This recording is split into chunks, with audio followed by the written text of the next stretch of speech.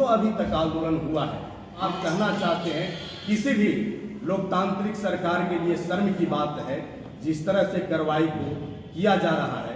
लोकतंत्र के आधार पर आप पद प्राप्त करते हैं, आप मंत्री बनते हैं, अधिकारी बनते हैं।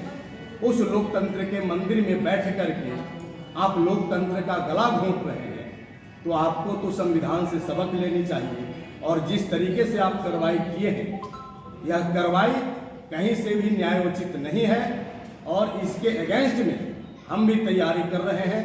हम आपके भी ये जो गैर संवैधानिक तरीका हुआ है उसके खिलाफ आपको भी कटघरे में खड़ा करेंगे और न्यायालय में आपको भी घसीटेंगे। आपको भी जवाब देना पड़ेगा, न सिर्फ हमारी सेविका बहनों को बल्कि यहाँ की सरकार को भी उसी संविधान के तहत काम करना होता है जिस संविधान ने आपको अधिकार चैन मुक्ति का नहीं दिया है।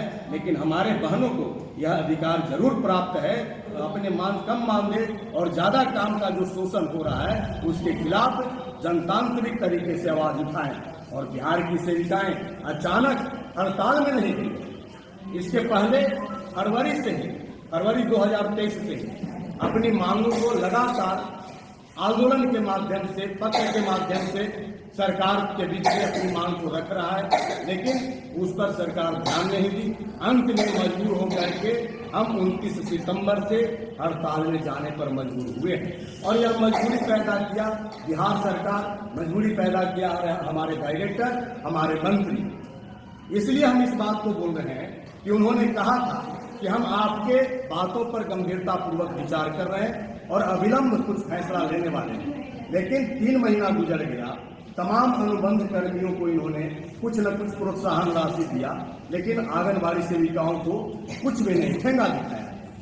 यहाँ तक कि आंगनबाड़ी के अंदर जो ICDS में अन्य कर्मी हैं, डाटा ऑपरेटर हुआ, अन्य तरह के कर्मी हैं, परिवेशिका है, उन तमाम के मामले में वृद्धि की गई, कई तरह की सुविधाएं दी गई, लेकिन आंगनबाड़ी के साथ में नाइंसाफी किया गया और इसीलिए सेविकाएं उग्र होकर के इस तरह के कदम उठाई गई। इसके लिए तो सरकार को कोर्ट के सामने इनको भी जवाब देना पड़ेगा।